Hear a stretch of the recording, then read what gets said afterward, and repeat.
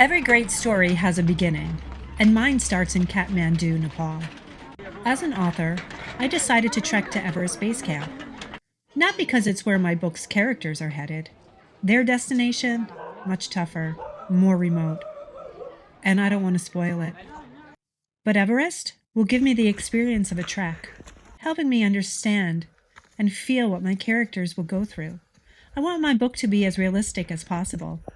Plus, let's be honest, Everest seems like a more sensible choice with my 11-year-old in tow. Tea houses, warm stoves, and slightly fewer logistical nightmares. Sign me up. We're ready? Oh, yes. Our adventure officially began the moment we landed in Kathmandu. There to greet us was Mingmar Tamang Ghising Sherpa, our guide, from Northern Trekking Team. And, as we'd soon learn, get there before dark. Our ultimate problem solver, Mingmar instantly put us at ease. From that first meeting, we knew we were in the best possible hands. Thank you, Mingmar. Once we got to our hotel, Mingmar got straight to business. He handed each of us a large blue duffel bag and said, "Only 10 kgs in this bag." Technically, you're allowed 15 total for the trek. But that includes your day pack, which you carry yourself. The rest goes into the duffel, and that duffel is carried by a porter. Mingmar was very clear. This isn't just about the weight limit for the flight. It's about respecting the porters and not overloading them.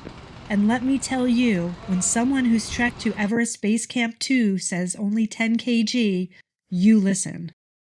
Mingmar even went through our things item by item, at our request, of course. It was like having a packing coach with zero tolerance for nonsense. The hardcover book, out. The travel pillow, gone. The just-in-case hairdryer? That earned me a very specific look that said, "You're joking, right?" Let's just say some of my priorities didn't line up with Mingmar's. Luckily, hotels in Kathmandu are used to trekkers like me. They'll happily store your extra bags while you head off to the mountains. It's practically a rite of passage, and a humbling reminder that, yes, you overpacked. With our gear finally sorted, it was time to explore Kathmandu, a city where chaos and calm exist side by side. And let's not forget the gear shops. So many gear shops. If you forgot a jacket, trekking poles, or even your sense of direction, don't worry, you'll find it here. Now it was time for some sightseeing. First stop, the Kumari Gar, home of Nepal's living goddess. This is my entry ticket to go see the Kumari. You are so lucky. Why am I lucky? Because it's a festival. This is the only time she's coming out. Really? Yeah.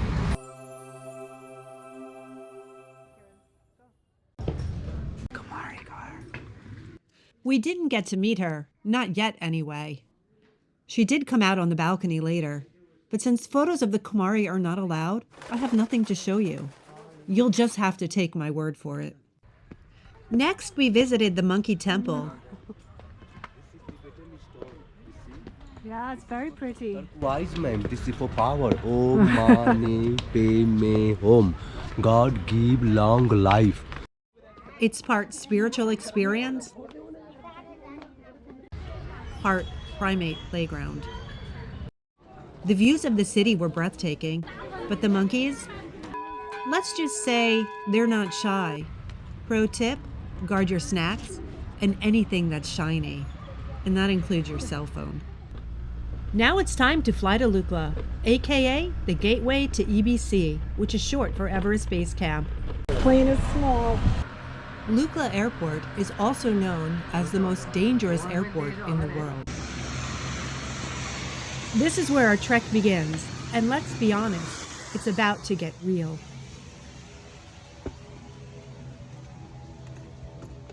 If you've ever heard of Lukla, you know it's famous for two things: the stunning views of the Himalayas, and the fact that the runway is, well, basically a slanted postage stamp that hangs on the edge of a cliff. On the flight, you're greeted with spectacular views and the unnerving feeling that you're on an amusement park ride.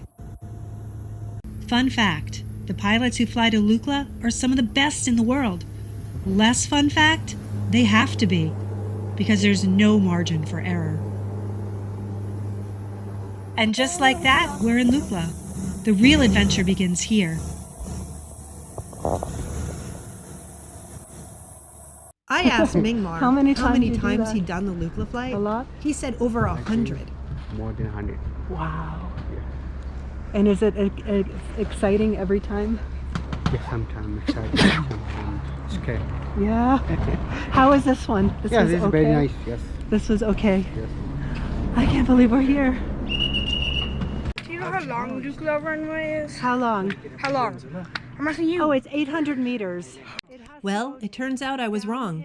The runway at Lukla is only 500 meters. That's right, 500. And if that doesn't sound terrifying enough, it's built at a 12% grade, basically making it a ski jump for airplanes. Hello.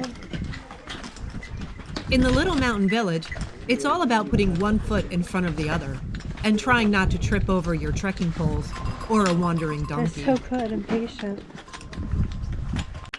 All right, so this is where we get our tickets to go in to the park. I should put my banner.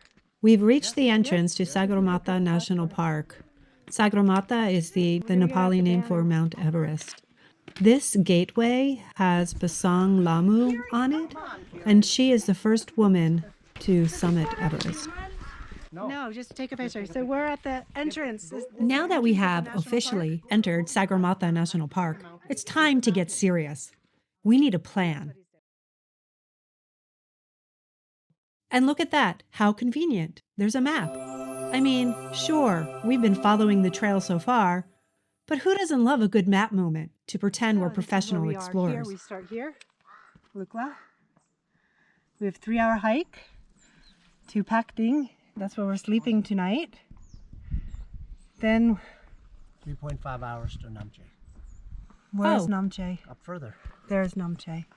And these are 2 little towns that we're going to pass by, Manjo, and then here's Namche.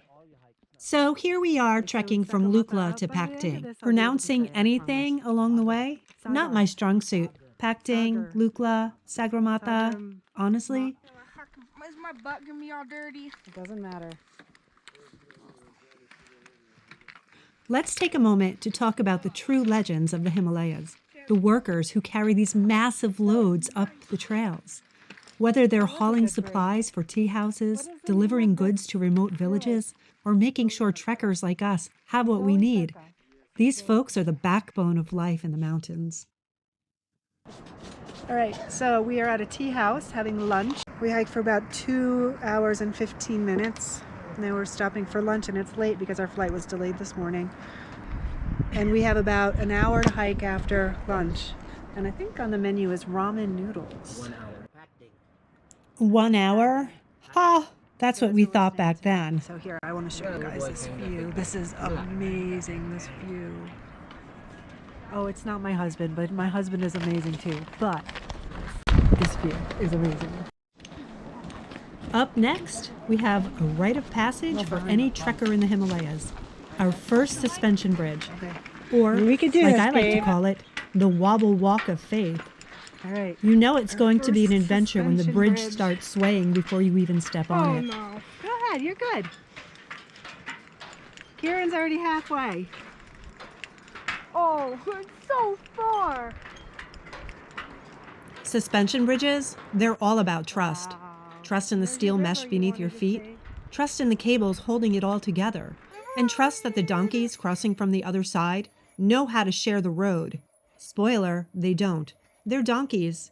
They don't care about your personal space.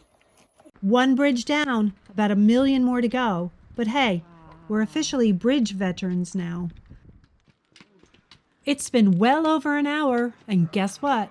We're still trekking. Why are you mixing The sun's starting to set, the shadows are stretching longer. And I can't help but wonder, is this the time when the Yetis come out to play? I heard something about a bridge.